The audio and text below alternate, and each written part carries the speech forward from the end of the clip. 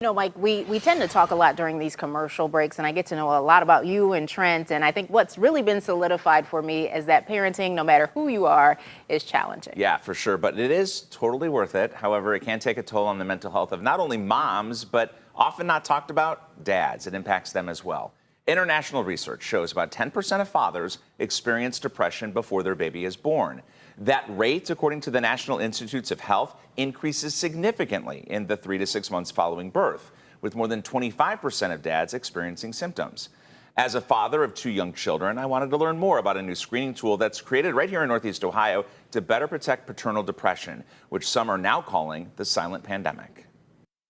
Before becoming a dad for the first time, are you going to be able to provide as your child needs? Josh Skirl experienced a wide range of emotions. Yeah, definitely. There were heightened feelings of anxiety, depression. It's a mental state many fathers find themselves in. Definitely, both during pregnancy and after pregnancy. However, for years, researchers have traditionally kept a close watch on women during those stages. So we've been measuring how this looks and feels commonly to moms, and we're not looking for how dads might experience it differently. Brittany Randall Pope is a researcher at Ohio Guidestone. So about around 6 months, when mama of the baby is pregnant, dad's anxiety is going through the roof. She, along with the team from the mental and behavioral health service provider, developed a new screening tool that asks dads more than 24 questions. What does it feel like when you're feeling depressed? What does it feel like when you're worried so much so that it turns into anxiety? The catalyst for creating it came from a former director's interactions with clients. She was noticing that dads were lingering around for the appointments for mom or babies, and a lot of her team members were coming back saying like, hey, this dad asked me, could I screen him for depression too? The Yates Paternal Depression Screening Tool exposes a topic many men are not very forthcoming about due to that lingering stigma. Boys can't cry, men can't cry.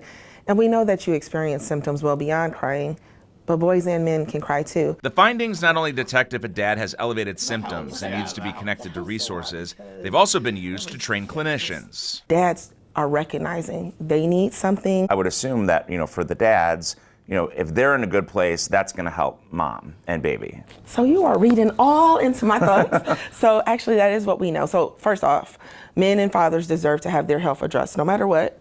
But we also know that maternal depression is directly linked to paternal depression. If mom is depressed, more likely that dad is. If dad is depressed, more likely that mom is. Now the father of 2 boys, ages 6 and 3. Being a good father and a good dad doesn't happen by accident. Josh Skirl was able to identify his emotional well-being himself. I was able to get a lot of support from family and friends. But he tells me having a paternal depression tool can help spark much-needed conversations among men. Fathers need to see and dads need to see other people and other fathers and dads talking about challenges that they've had in the past. I have found that dads want to be engaged in some level.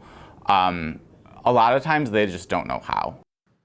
As for the impact on those dads screened, Brittany tells me one of the biggest things that they hear is thank you. Dads are grateful for the chance to talk about their feelings. Tiffany, a talk that was originally just supposed to be one time, now is a 5-session program to make sure that both parents are supported. Oh, how awesome is that? It is. And I love that you two are working to break that stigma for dads. Yeah. Stigma for dads. You do have to break it Yeah. because covering mental health issues in the health, industry, that's a big thing that keeps people a lot of times from getting the help that they need. It really is. Yeah. We have to